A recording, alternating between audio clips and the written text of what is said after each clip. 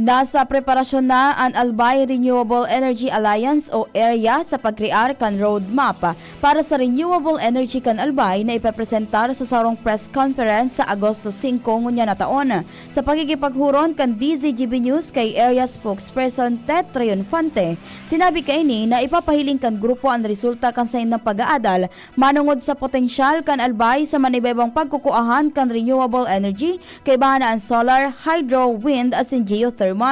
Dagdag pa ni Triunfante ang roadmap ang basado sa hararom na pag-aadal na ginibo kan Philippine Movement for Climate Justice o PMCJ. Mawat kay ning matabangan ng Albay na makuha ang paggamit ng 100% renewable energy sa taon 2030.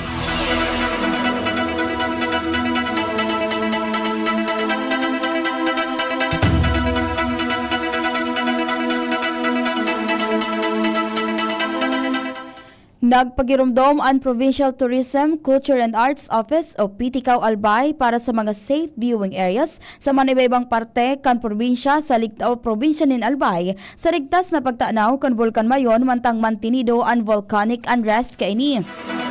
Sa ipinalawas na abiso, pinag-enganyar kan opisina ang publiko na magtinirsa na sa mga designated safe viewing areas, sunodon ang mga abiso kan lokal na gobyerno, asin na regular na mag-monitor kan mga opisyal na advisory hali sa kanya-kanyang lokal na gobyerno, gobyerno probinsyal, PWOCs asin Albay Public Safety and Emergency Management Office.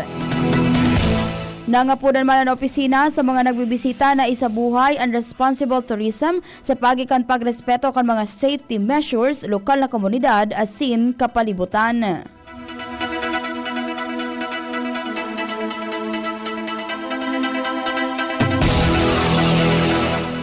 Balik eskwela na ang mga estudyante kan Claveria Masbate sa Lunes, Hulyo 20 matapos ang sunod-sunod na pagyugyog ng linog sa lugar. Sigon kay Claveria Mayor Kevin Ballesteros, para mientras na sinuspindi ang klase sa lugar, poon kan Miyerkules sa Biyernes, Hulyo 17 matapos ang magnitude 5.4 na linog asin ang nanotoran na earthquake swarm sa munisipalidad. Apisarman kan pagbabalik sa klase, pinagirumdom kan lokal na gobyerno sa mga paratukdo, estudyante asin magurang na mantinidong maging maingat asin preparado sa gabos na oras. Pinagabisuhan man ng publiko na magsunod sa mga itinalaan na safety protocols asin magantabay sa mga masunod na abiso kan mga magkakanigong ahensya.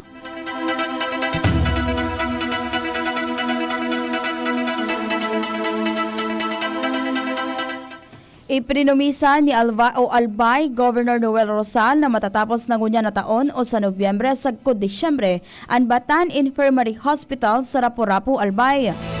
Sigon kay Albay Governor Noel Rosal sa iyang pagbisita sa lugar, outpatient department pa sana ang nasa ospital. Dagdag pa niya na oras na matapos ang konstruksyon, bubuksan na ang X-ray laboratory, delivery room, emergency room, OPD, asin doctors and nurses quarters. Alagad hinangaan man ni Rosal ang malinig asin o ang malinig na person o malinig na lugar asin personahes na nag-cater ni nasa 6,000 na pasyente sa good sa presente.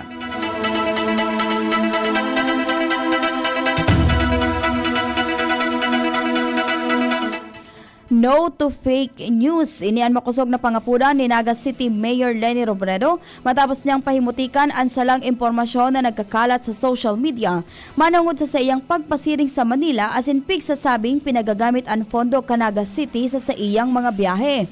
Sigon kay Robredo, minsan man sana kada bulan ang sa iyang pagbiyahe pasiring sa Manila, tangani maghagad din suporta sa mga national government agencies asin pribadong partner asin dai niya no arinman ipinag-charge sa city government ang sa iyang travel expenses, gasolina o paggamit kan mga bihikulo. Ipigduon man kan alkalde na madaling matunayan ang sa iyang mga pahayag dalanta regular niyang ipigihiras ang sa iyang mga aktibidad asin formal na nagdesigna ng acting mayor kada siya ang nasa luwas kan Naga City. Sinabi pa ni Robredo ang sa iyang mga biyahe nagresulta sa sobra 1 bilyones pesos kantidad na tabang para sa syudad mantang kadaklan man na imbitasyon sa Naga City ang sa iyang pinagsasayuman pirmahan a pera na sana kung may direktang koneksyon ini sa syudad.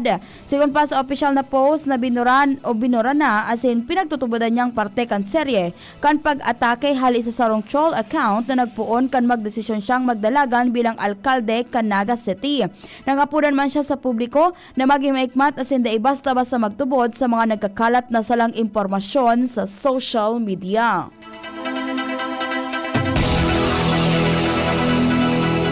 Abangan pa ang detalyes ng mga bareta sa lado nasyonal, ibang nasyon sports sa Sinibapa sa pagbabalik kan Bareta alas 12.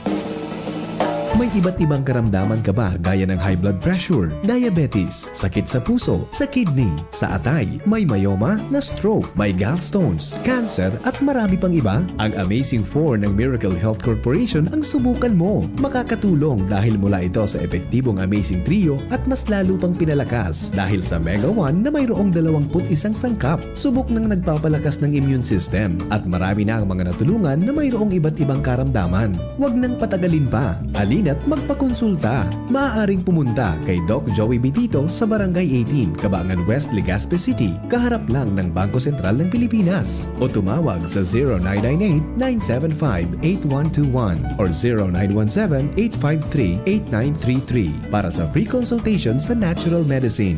Mapapanood din ang serbisyong natural, kalusugan at bayanihan sa YouTube channel at sa Facebook page na Doc Joey Bitito. Jericho Rosales po! Ibang level na tayo! For liver health, Silimarin plus multivitamins Liverade Pro. I take it every day with proper diet and exercise. Ang Liverade Pro ay maaaring makatulong sa proteksyon ng atay at support and aid sa treatment ng chronic inflammatory conditions tulad ng fatty liver. Mag-liver up na! Silimarin plus multivitamins Liverade Pro. Silimarin plus multivitamins is the generic name of Liverade Pro. If symptoms persist, consult your doctor. Proteksyon at tulong sa atay, Liverade Pro. May Silimarin, may multivitamins pa. Liver up na tayo with Liverade Pro.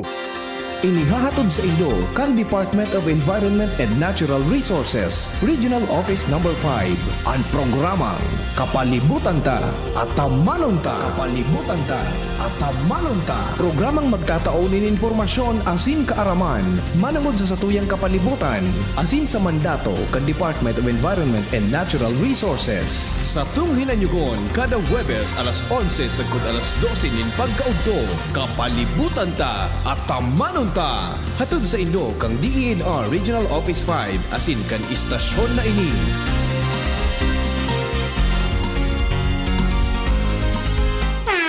Ahoy! Kidney Care Time!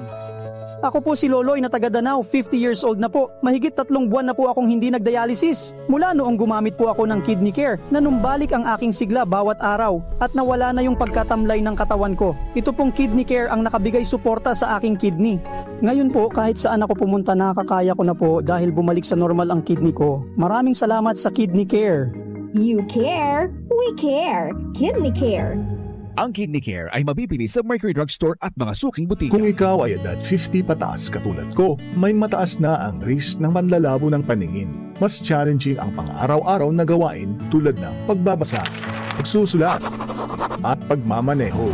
Ang Optin ay may lutin na maaari makatulong sa kalusugan ng mata, nilalabanan ang epekto ng glaucoma, macular degeneration at katarata. Kitang-kita ang kalusugan. Mabibili ang Optin sa mga pangunahing butika nationwide. Mahalaga ang paalala, ang Optin ay hindi gamot at hindi dapat gamitin panggamot sa anumang uri ng sakit. Elevate your self-care routine with great finds and bigger savings at the Metro Supermarket Health and Beauty Fair, happening from July 1 to 31. Enjoy amazing deals with your favorite health, wellness, and personal care essentials, now with up to 50% off on selected items. And that's not all. Get a free gift with a qualifying purchase. Look good, feel good. #bold beautiful you. Per DTI Fair Trade Permit number FTEB 258707 series of 2026. Tagulan na. Uso na naman ang ubo. Mabuti ng handa. May Plemex Forte ako. Ang Plemex Forte ay natural na lagundi. Tumutulong palabasin ang plema para tumigil ang pagbubo. Ginhawa sa paghinga. Sakto talaga. Plemex Forte. Syrup o capsule. Basta lagundi. Plemex. Vitex Negundo L. Lagundi leaf is the generic name of Plemex Forte. If symptoms persist, consult your doctor. DZGB News Minded.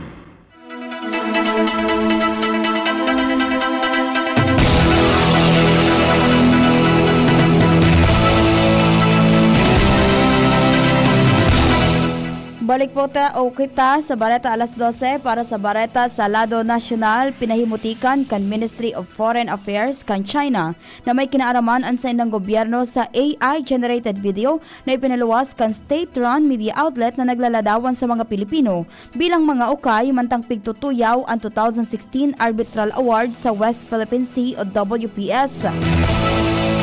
Sigun kay Chinese Foreign Ministry spokesperson Lin Jian, wala siyang komento sa nasabing video asin piglinaw na dai-ini pigigibo kan China.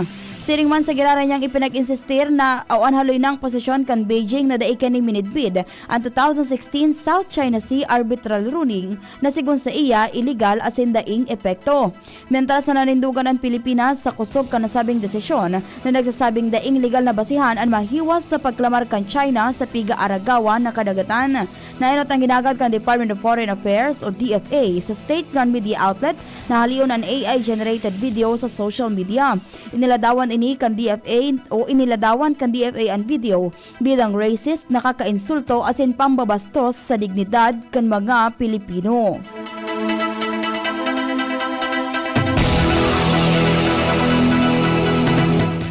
Nagpatanid ang Department of Health o DOH laban sa paglakop kan salang impormasyon manungod sa deworming program kan gobyerno kasunod kan pagkagadanin sarong grade 4 na estudyante sa Cavite matapos magpartisipar sa sarong school-based deworming activity.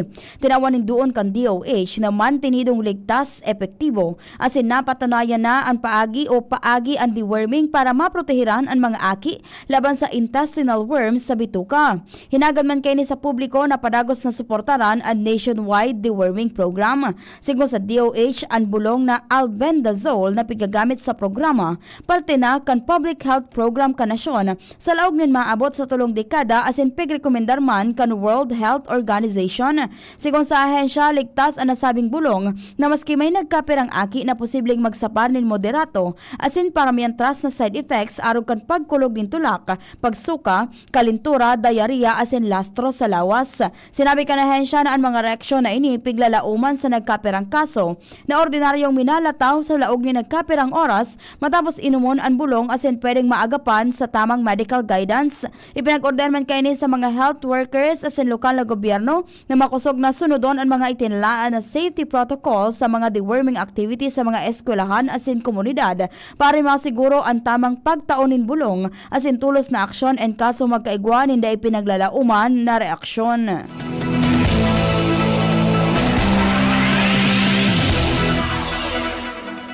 Dagos pa man sa giraray ang kaso kontra kina Senator Joel Villanueva asin Senator Francis Escudero sigon kay Ombudsman Jesus Crispin Rimulya.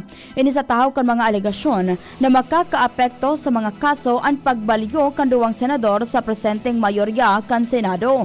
Magigirumduman na inakusaran si Villanueva ni dating DPWH Bulacan First District Engineer Henry Alcantara na nagresibi ng 150 milyones pesos na kantidad ng kickback para sa multipurpose building project sa probinsya. Alagad pinahimutikan man kan senador ang nasabing akusasyon. Si Escudero ay nakusaran man in pagresibi ng kickbacks hali sa flood control projects na pinahimutikan man kan senador.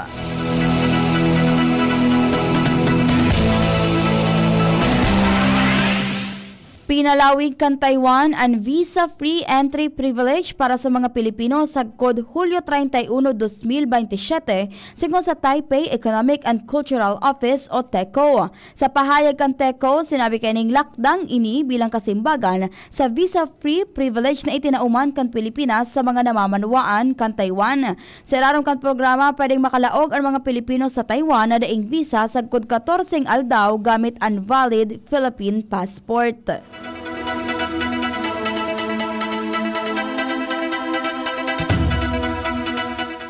Ipinahayag ni Ombudsman Jesus Crispin Buying Rimulya o gidon kan Office of the Ombudsman ang naging resolusyon sa mga reklamong may kinaaraman sa irregularidad sa mga infrastructure project na ginibo para sa pag-host kan Pilipinas sa 2019 Southeast Asian o SEA Games.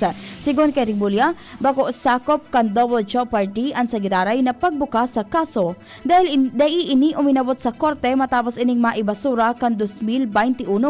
Sinabi man kan Ombudsman na may pangmarhay para sabihon kung ipapaapod ninda si Senate Minority Leader Alan Peter Cayetano na nagsirbing chairman kan Philippine Southeast Asian Games Organizing Committee of Peace GOC kan 2019. Magigirumduman na ibinasura kan Desyembre 2021 ang mga kasong kriminal as in administratibo laban kay dating Bases Conversion and Development Authority o BCDA President as in ngunyan DPWH Secretary Vince Tizon kay bahanan iba pang respondents katakod kaini dahil sa kakulangan nin ebidensya. Mientras sa sinabi ni National Bureau of Investigation o Director Melvin Matibag na mapadaraan sa indang opisina nin Sabpina sa nagkapirang opisyal kan Peace GOC bilang parte kan separado nindang investigasyon.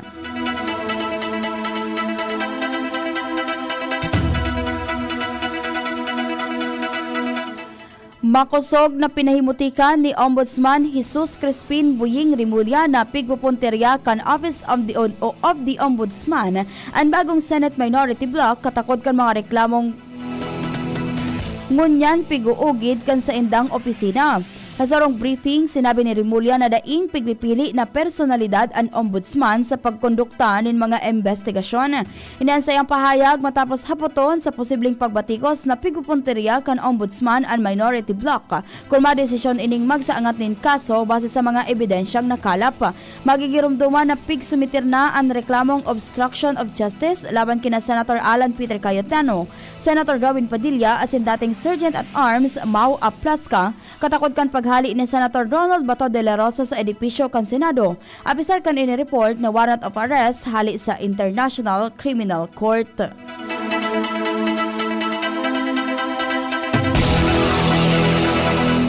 Sa satuyang barata, sa lado kanibang nasyon, niyugyog nin magnitude 7.4 na linog ang baybayon kan estado kan Chiapas sa Mexico. Dahilan para magpaluwas ng tsunami warning ang mga autoridad asin mamatayan ang pagyugyog sa Guatemala asin El Salvador. Sigon sa United States Geological Service o USGS, nagtama ang linog harani sa banwaan kan Puerto Madero sa rarom na maabot sa 10 kilometros. Kasunod kan paglinog nag-issue ang US ng tsunami warning system o ninpatanid na posibleng magkaigwa ng tsunami wave sa mga baybayon na nasa loob kan 300 kilometros hali sa epicenter kan linog. Sa Guatemala City na i-report na makusog na namatayan ang linog para magmadaling mag-evakuar ang nagkapirang residentes paluwas kan sa indang mga harong. Sigon sa report, nagkondukta man in evacuation ang mga empleyado sa sarong edipisyo kan gobyerno bilang parte kan ipinapautob na safety protocols. Namatayan man ang pagyugyog sa El Salvador na may katamtaman na kusog sa capital kan sa indang estado, alagad wala pang nairehistrong dakulang danyos o nagadan. Padagos man na pingumonitor kan mga autoridad ang sitwasyon, mantang pigigibo ang assessment sa mga posibleng epekto kan linog.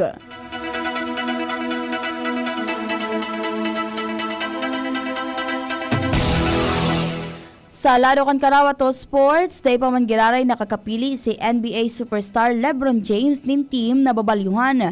Sobra duwang simana na ang nakakaagi puon kan dagos niyang bayaan ang Los Angeles Lakers para maglaog sa free agency. Sa iyang primerong public appearance puon kan maghali sa Lakers, nahapot si Lebron kung igwa na siyang napili na team. Alaga dahin niya ini direktang sinimbag. Imbes nagpahayag sana siya na madali nang maaraman kan publiko ang sa iyang desisyon. Sa ngunya nagkapirang NBA teams na ang nagpahayag kan interes na makuha ang superstar kay bahan ng Cleveland Cavaliers asin Miami Heat na dati na niyang pigkawatan as sinadara sa NBA Finals. Kay bahan man sa mga nagpapahiling nin interes ang Philadelphia 76ers, Golden State Warriors, Indiana Pacers asin iba pa. Nangako man ang 4-time champion na sa inman siya mapaduman, hihinguwahon niyang mag-fit sa sistema kanasabing team asin itataw ang gabos na sa iyang makakaya apisar kan sa iyang edad.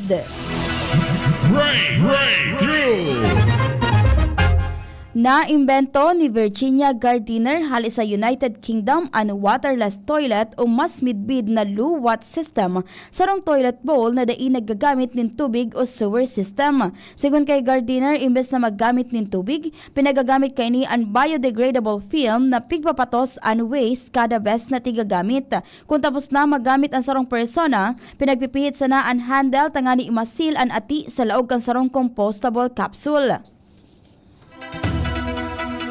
Istoryang naiiba. Sarong Bicolano cadet ang nagraduar bilang class valedictorian kan Philippine Merchant Marine Academy o PMMA sa likhirang class of 2026 kay bahanan sa iyang cum laude honors.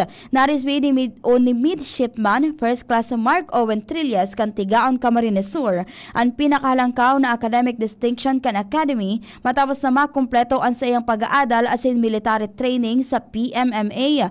Ang sa iyang biyahe sa Triumpo ang dai naging pasil. Sigun kay Trillas, tulong beses siyang nagkuan in PMMA entrance examination bago makalaog. Mientras minagmidbid kan munisipalidad kan Tigaon si Trillas bilang Pride of Tigaon as in Pride of the Marine Industry. Flashback.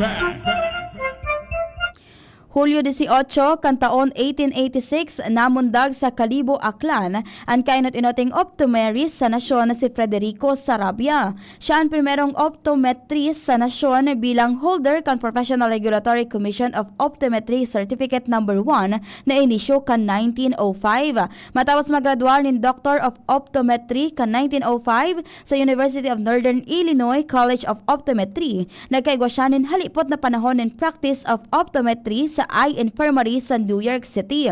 Nagbalik siya sa Pilipinas as nagtindog ng klinik sa Iloilo. Pagkatapos nagbalyo sa eskolta para buksan ang klinik, duman nagmarka kan primerong Sarabia Optical Clinic sa Manila. Inan primero sa iyang chain of 38 clinics sa manibaybang syudad sa bilog na nasyon, arog kan Metro Manila, Iloilo, Bacolod, Davao, Cebu, Dumaguete, Rojas, asin Iligan.